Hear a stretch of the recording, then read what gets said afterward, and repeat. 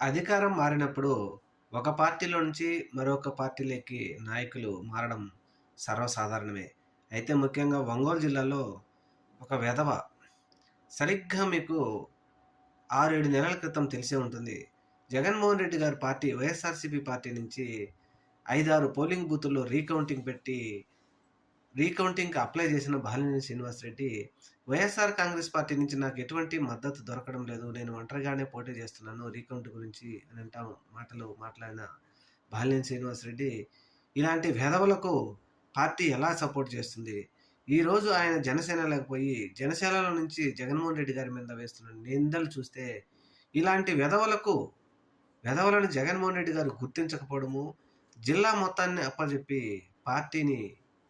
అప్పజెప్తే పార్టీని మాత్రం నాశనం చేసిన ఇలాంటి బాలినేని శ్రీనివాసరెడ్డి లాంటి వల్ల అన్ని పార్టీలో వైఎస్ఆర్‌సీపీ పార్టీలో గాని, టీడీపీ పార్టీ వారు గాని, జనసేన పార్టీ వారు గాని, ఆ కార్యకర్తలందరికీ అన్యాయం చేశాడు ఈ బాలినేని శ్రీనివాసరెడ్డి.